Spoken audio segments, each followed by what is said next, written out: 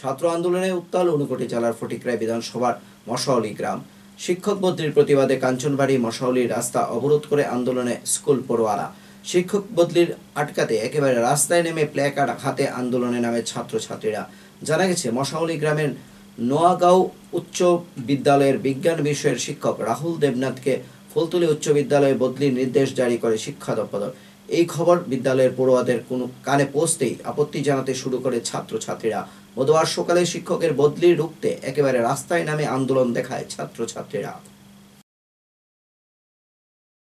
এখানে আইসি Rahul Debnath teacher, bio সায়েন্সের teacher, Noagaon বুনিয়াদী হাই স্কুল থেকে ফুলতলী হাই স্কুলে আন্ডার IS কুমারঘাটে ট্রান্সফারের ব্যাপার নিয়ে।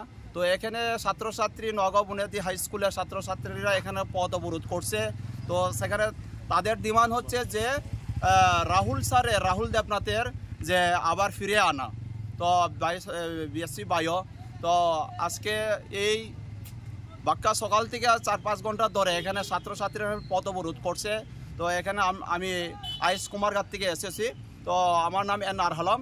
তো এখানে ছাত্রছাত্রী এবং স্থানীয় এলাকা SMC প্রধান এবং প্রশাসন ডিপার্টমেন্ট, পুলিশ, PS ফটিকরাই থেকে এসেছে। আমরা সবাই মিলে এখানে যে রাহুল দেবনাথ টিচারের যে ব্যাপার নিয়ে তো হায়ার অথরিটির লগে কথা। আমি নোয়াগাঁও বুনিয়াদী হাই স্কুলের স্টুডেন্ট। আমাদের স্কুলের একজন ম্যাথ এবং সায়েন্স স্যার ট্রান্সফার হয়ে গেছেন, তার নাম রাহুল দেবনাথ। স্যারটি আনার লেগে আমরা এখানে রাস্তা অবরোধ করছি। 11টা হইব সপ্তাহে। তো স্যারটি এখন আমরা আর আমরা এখন স্যারটা আইসুন এখন স্যারটা আনিয়ে দিবা।